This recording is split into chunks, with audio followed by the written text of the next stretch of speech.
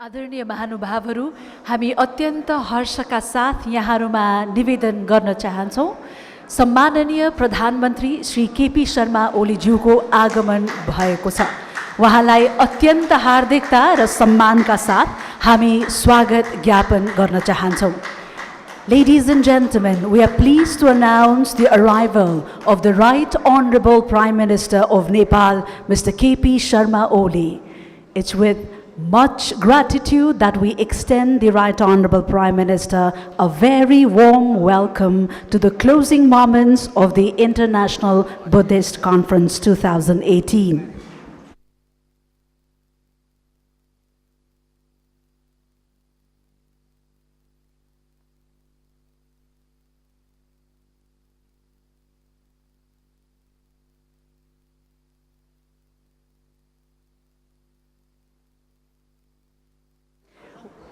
Once again, a very warm welcome to the distinguished dignitaries up on the dais. We request all of you to kindly be seated as we commence the closing ceremony now.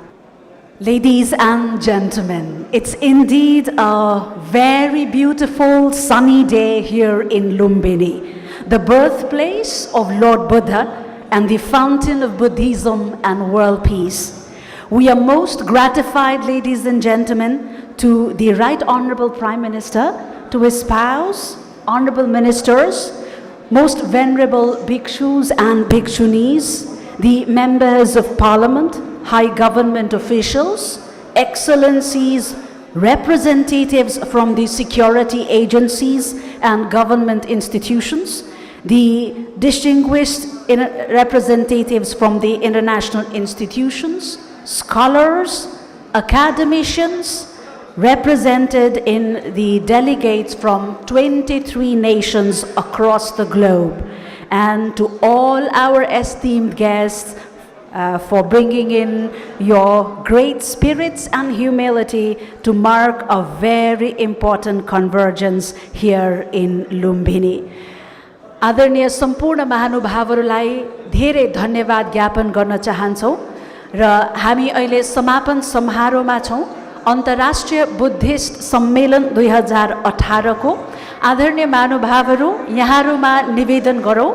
हामी माझ विदेशी पाहुनाहरूको उल्लेख्य उपस्थिति रहेको कारण म कार्यक्रम अङ्ग्रेजीमा चलाउने अनुमति पनि यहाँहरूसँग चाहन्छु।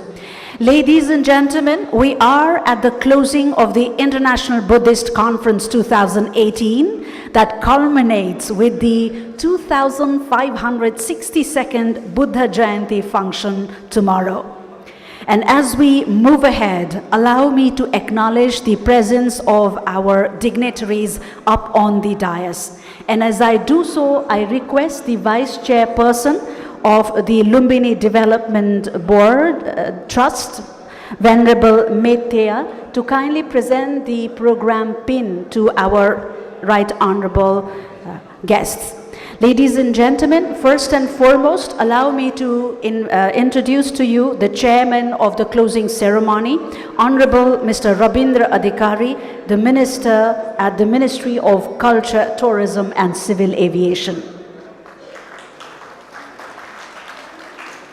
Our pleasure knows no bounds, ladies and gentlemen, to have with us as the chief guest, the Right Honorable Prime Minister, Mr. KP Sharma Oli. We extend him the warmest of welcome and request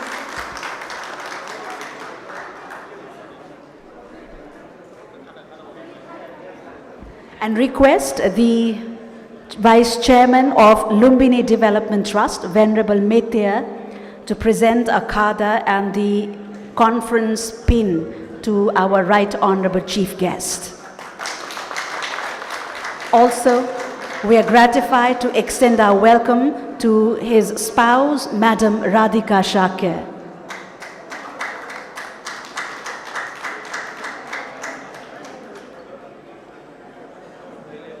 If you could kindly calm down, kindly lower your voice, we would be very much indebted.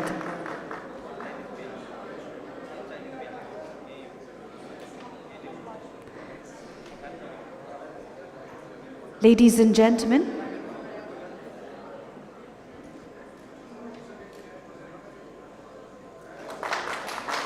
the chairperson of the closing session.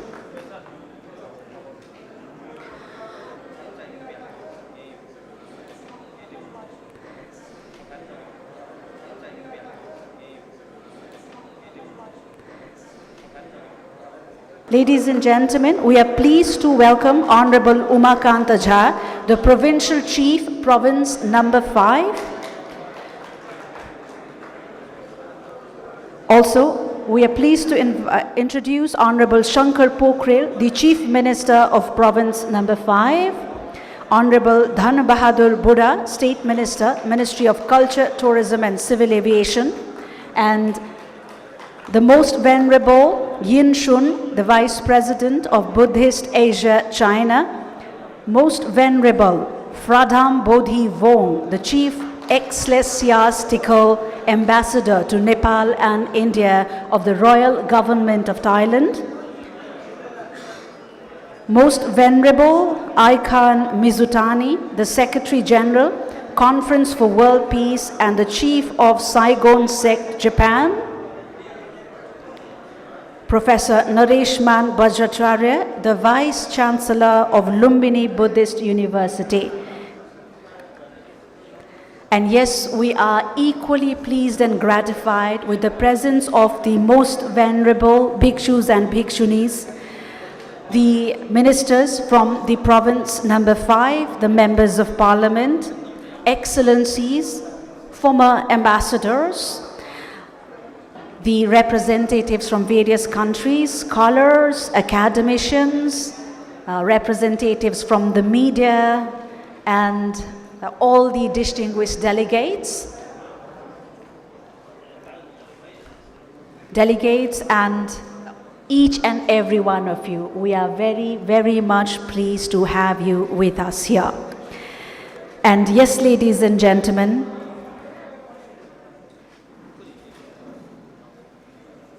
बुद्धले भनेका थिए, मैले यो हेर्दिन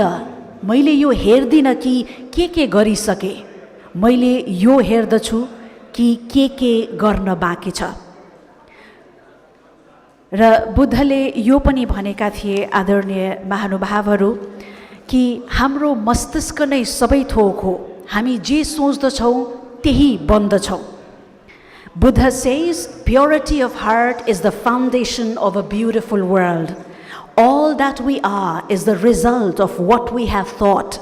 It is founded on our thoughts. It is made up of our own thoughts. We converge here, ladies and gentlemen, with this great thought of promoting this sacred land and its essence. Welcome to you all to the closing ceremony of the International Buddhist Conference 2018. Ladies and gentlemen, the Buddha intended his philosophy to be a practical one, aimed at the happiness of all creatures. He said, आफ्नै तर्क र विवेकले स्वीकार नगरेसम्म पढेको वा सुनेको कुरामा विश्वास नगर. While he outlined metaphysics, he did not expect anyone to accept this faith. And he did not expect anyone to accept this faith, but rather to verify the insights for themselves. His emphasis was always on seeing clearly and understanding. Allow me to apprise the Right Honorable Prime Minister that in the 2 days that we were here at Lumbini and in this very installation, the scholars, academicians, and the followers, especially the delegates, participated in an intensive and very important thematic deliberations based on the theme of the conference. And ladies and Honorable Prime Minister, we have had very enriching and insightful presentations and deliberation beginning right at the inauguration ceremony and into all those thematic sessions. These very presentations, these very deliberations have been compiled in the proceedings of the conference. We shall now witness the unveiling of the proceeding now. I place my humble request to our Right Honorable Chief Guest to kindly do the honors. The proceedings will now be presented to the Right Honorable Prime Minister for unveiling. पूर्व संस्कृति मन्त्री ज्यूद्वारा उहाँको कार्यकालमा सुरु गरिएको र आज यसै कन्फरेन्सका विभिन्न प्रेजेन्टेसन्सहरू प्रस्तुतिकरणहरू समावेश गरिएको यस प्रोसिडिङ्स आज अनावरण भएको छ सम्माननीय प्रधानमन्त्रीज्यूबाट।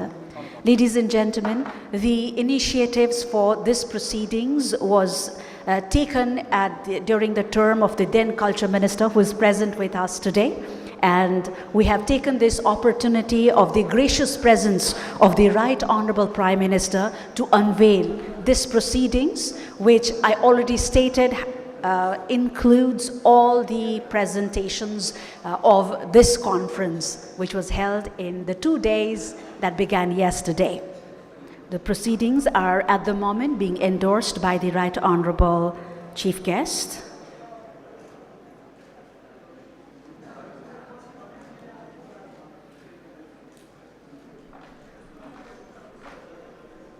And as we thank the Right Honourable Prime Minister, I place him a humble request to kindly make a special address to this convergence.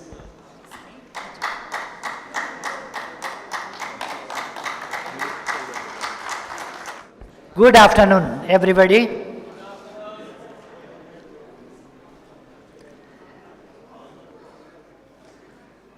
Chairperson of the program, Mr. Ravindra Adhikari, Minister for Tourism and Civil Aviation,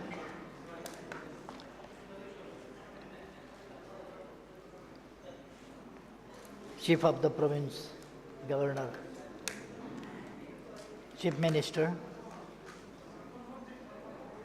Honorable MPs, Ambassador, former ambassadors, most venerable monks, excellencies, esteemed Buddhist scholars, distinguished delegates, and ladies and gentlemen. I am very pleased this afternoon to be here amongst you. I am delighted to speak a few words in the concluding session of the conference.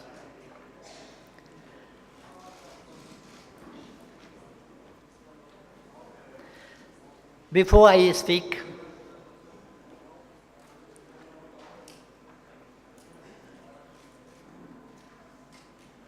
let me extend a very warm welcome to all of you, especially our valued guests from neighboring countries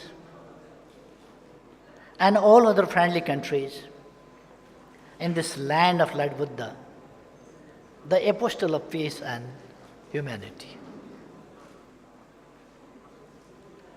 Also, a warm welcome to our country, the land known for its matchless beauty, both in terms of nature and culture, and hospitable people.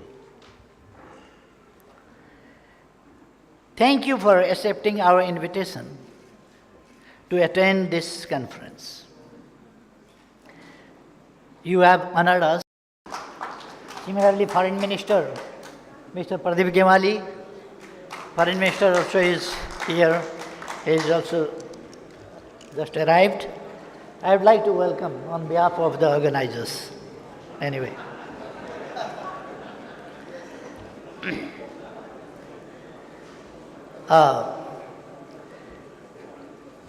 I was telling that I would like to thank to all of our guests accepting our invitation to attend this conference. You have honored us with your participation and motivated us to do more for the development of this holy land. We stand for a common cause, a peaceful, just, and human world. And we make this solemn commitment here on the very special occasion of the Buddha Jayanti. I believe our distinguished guests have enjoyed their stay in Lumbini, a treasure land of historical, religious and cultural, archaeological and artistic importance. We are assembled here in the revered place where Buddha was born. Lumbini is not only the birthplace of Buddha, it is the fountain of light that kindled his quest for enlightenment. Buddhism originated here in this place, as we cannot separate Buddha from Buddhism. It is also impossible to separate the early life of Buddha and enlightenment. Nor his birthplace can be detached from his life and contribution he made.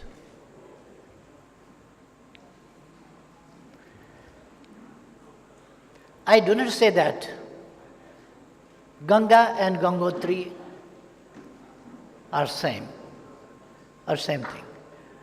But Gangotri is the origin of Ganga. Ganga is Ganga, Gangotri is Gangotri, and Ganga was originated in Gangotri.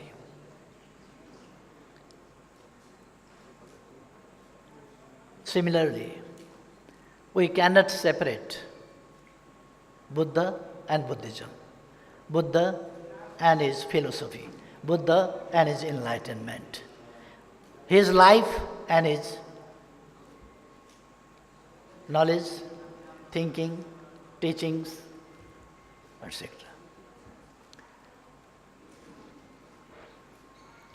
In essence, the link between Buddha, his birthplace, Lumbini, and Buddhism is inseparable. This firmly establishes the fact that Lumbini is the fountain of Buddhism. Today, Lumbini is increasingly becoming a center of attraction for tourists, pilgrims, and scholars from all over the world. It has also become a center for the study of and research on intellectual riches of Buddha and Buddhism. Lumbini is more than this. It is the fountain of world peace and harmony. It is the fountain of non-violence. It is the fountain of humanity.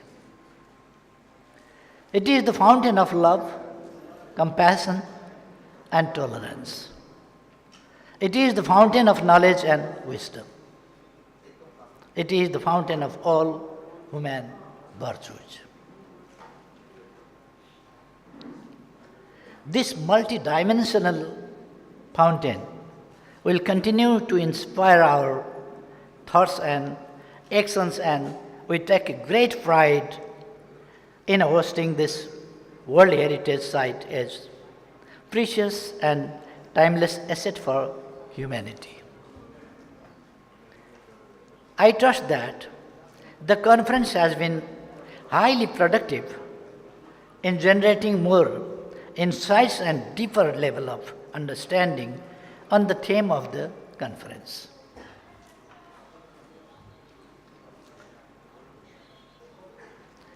Deliberations on Buddha's immortal teachings have a great relevance in contemporary world. The messages of Buddha always guide those in pursuit of peace, tolerance, and harmony. They are central to promote the culture of peace, dialogue, of civilization and cultural harmony. Distinguished guests, the word Buddha means one who is awake.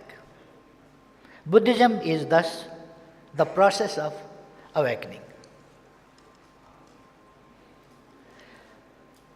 A process of transformation from darkness to light, ignorance to truth, illusion to realization, wilderness to illumination, vices to virtues, chaos to order, and helplessness to self-empowerment.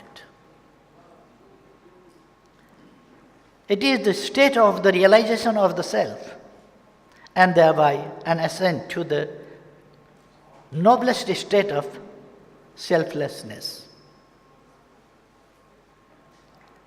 It is a way of life replete with virtues that stand as the very identity of being truly human.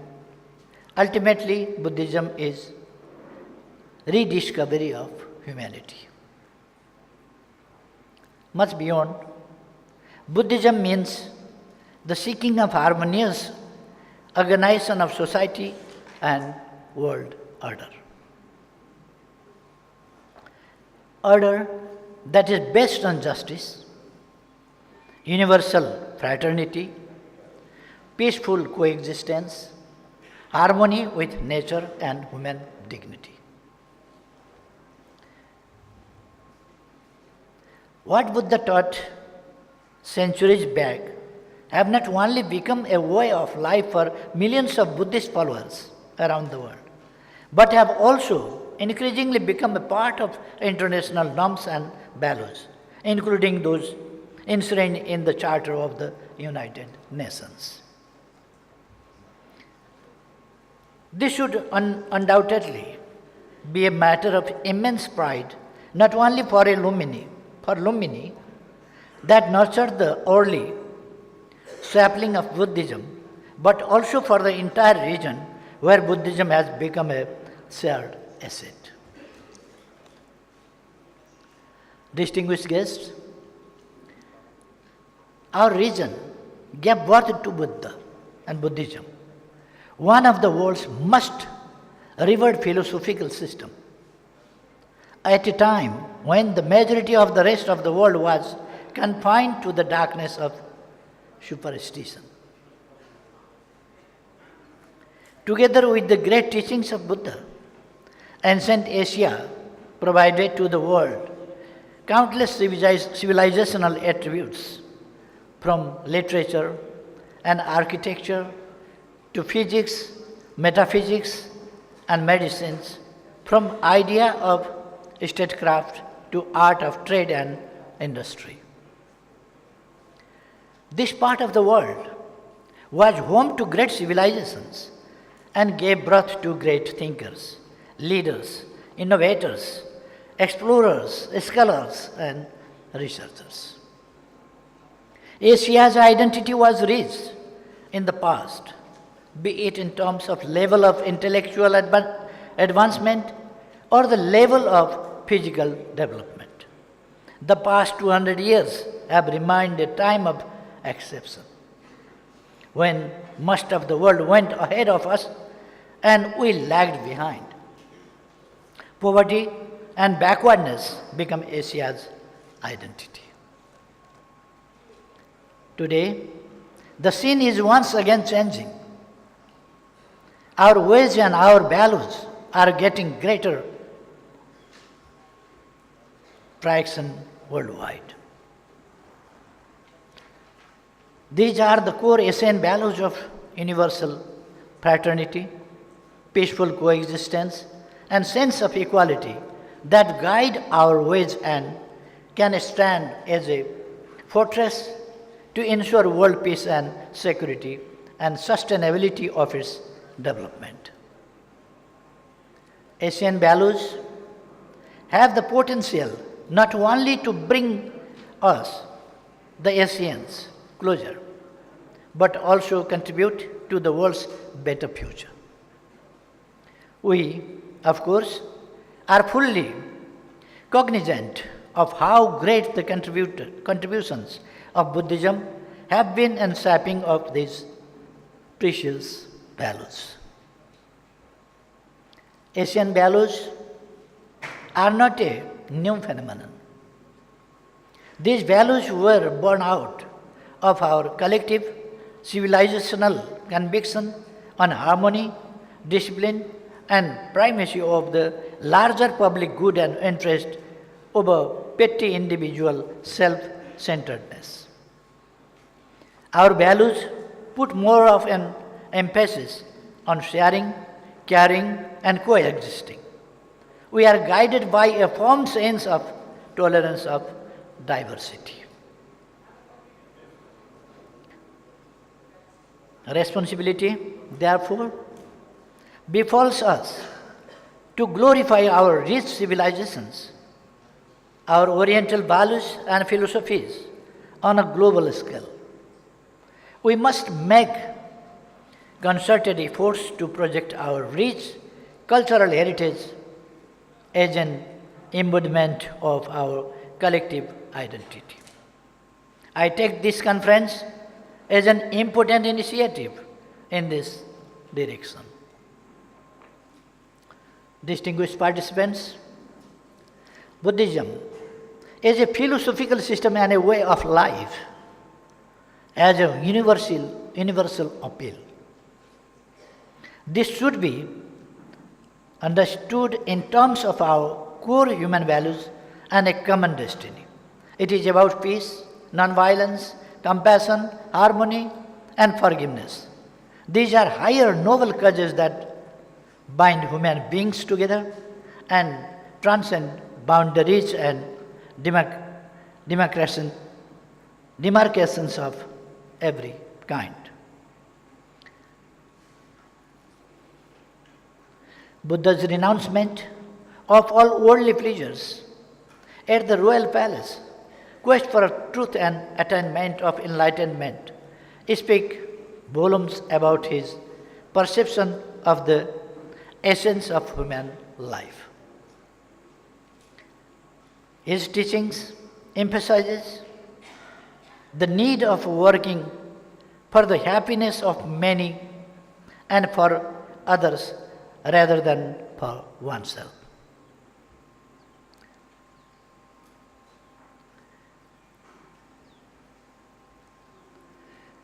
During its roughly 2.5 millennia old history, Buddhism has shown a flexible approach, adapting itself at different conditions and local ideas while maintaining its core tenets.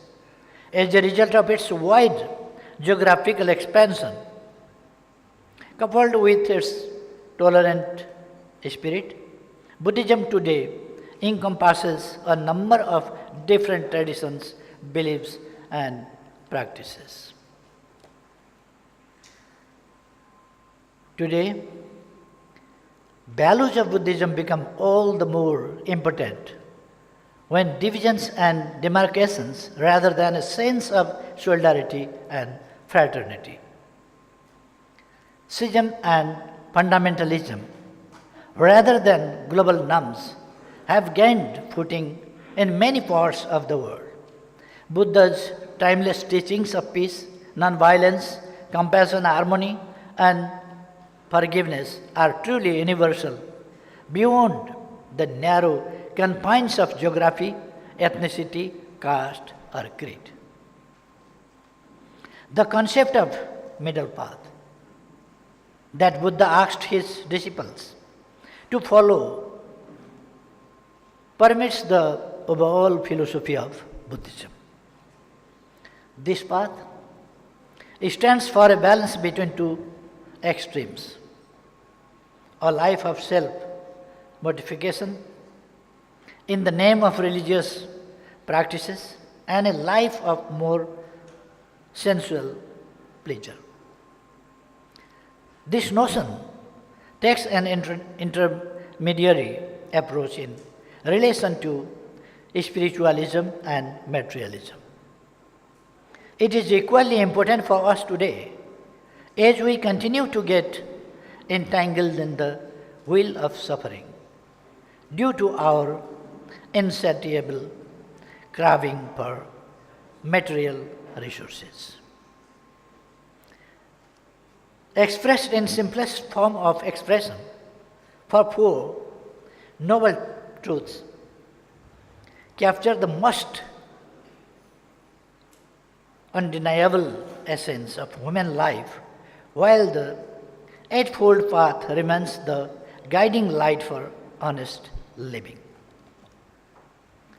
Dear friends, what fascinates people towards Buddhism is the age of science and rationality, is its focus on the human and natural environment.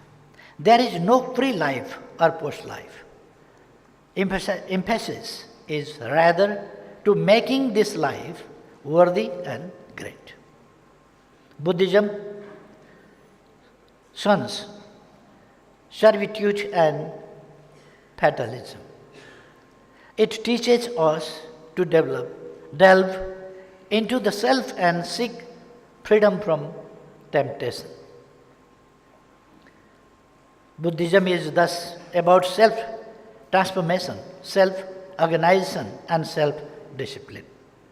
It is about a balance between the transient and the eternal, the triviality of human life and the highest form of its noble stature.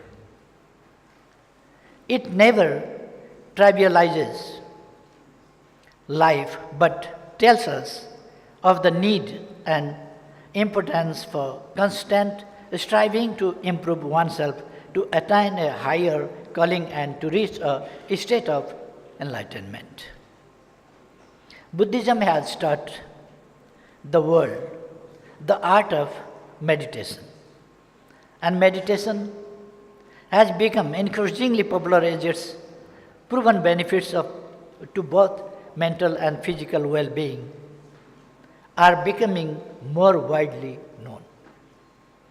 When stress is shown to be such a major cause of human suffering, the quitting practice of meditation becomes ever more valued.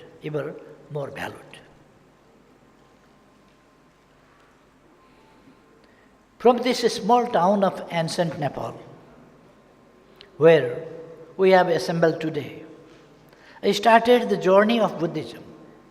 As it traveled to the rest of Asia and to the world, it carried with it the huge reservoir of knowledge and wisdom, aesthetics and spirituality, way of life and pattern of social organization.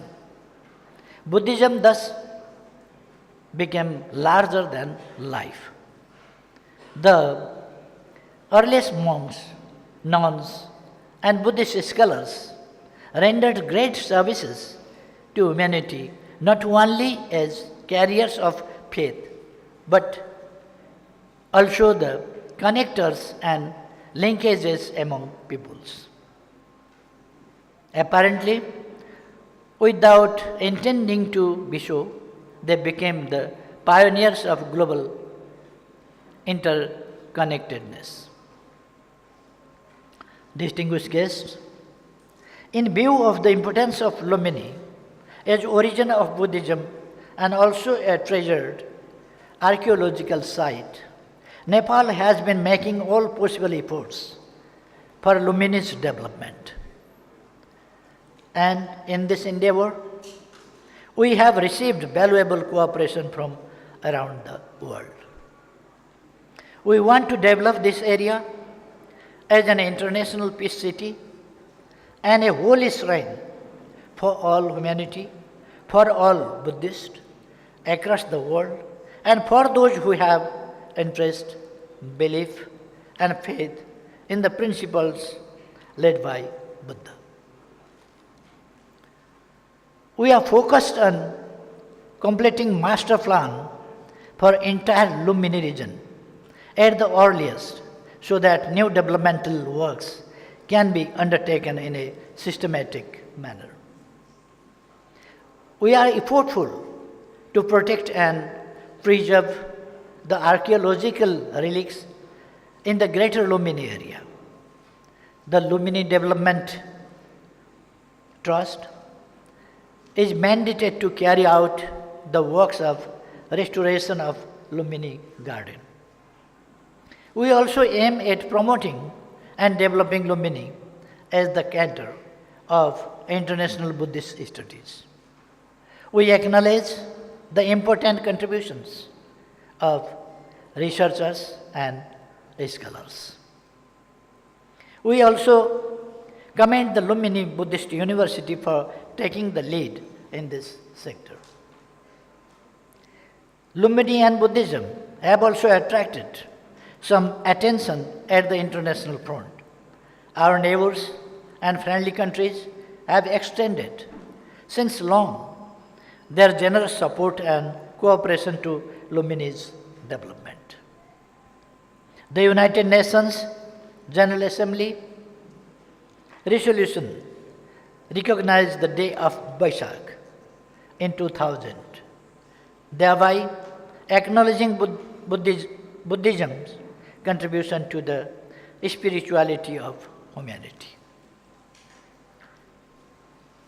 The contribution from UNESCO and UNDP, especially after Lumbini was recognized as the World Heritage Site in 1997, has been remarkable. The International Committee for the Development of Lumbini was established in 1970 with the active support from the then Secretary General of the United Nations. However, much still remains to be done. There is a need to promote Lumbini as the birthplace of Lord Buddha, as the origin of Buddhism, and as a site of world peace. For this, more studies, researches, and further scholarly engagements need to be undertaken. Dissemination of messages of Buddhism and Buddhist literature can be helpful. This will also need further support and cooperation from the international community. We hope we will continue to get such support in the days ahead as well. Dear friends, as I stand before this august gathering to commemorate the day of both of the great Apostle of World Peace, I am honored to share with you some thoughts on the achievements of Nepal as made in peaceful political transformation.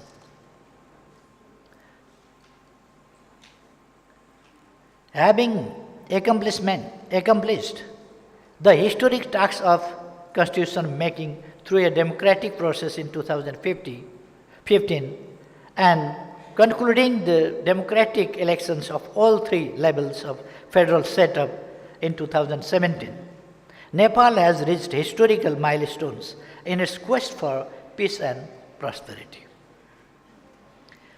For the first time in recent history, we have been able to form a democratically elected government with a strong popular mandate on which people have responded innermost faith.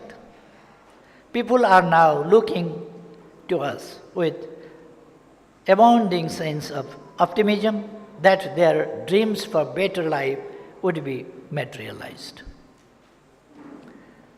My government is committed to translate these dreams into reality with the motto, prosperous Nepal and happy Nepali. And this auspicious occasion may provide us further inspiration to this end. Tomorrow, we will mark a special occasion. It was on this full moon day of Vaishak that an immortal son of the world was not only born but also achieved enlightenment and finally assimilated in the eternal peace. Let's work together to ensure peace, harmony, understanding, tolerance, and justice in the world.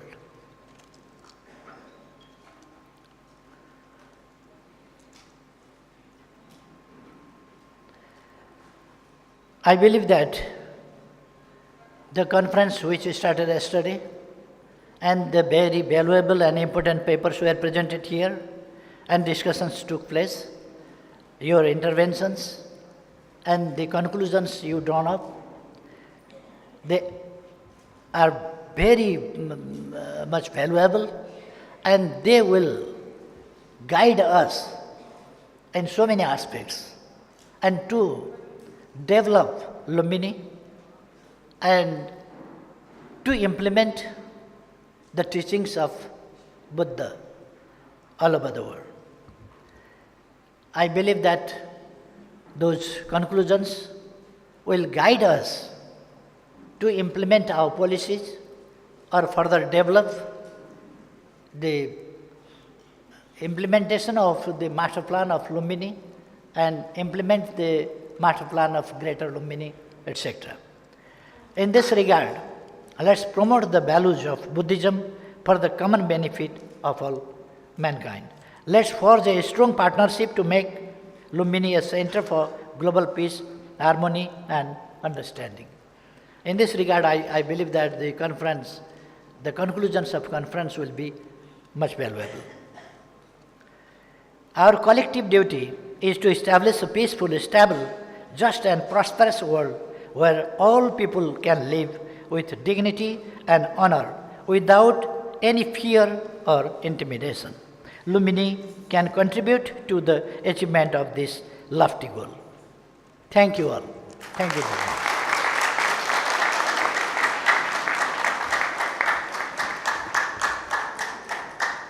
Thank you, Right Honorable Prime Minister, for your very positive observations, for your valued inputs, of course, for the acknowledgement of problems and challenges, and the pledges that you have stated or shared with us.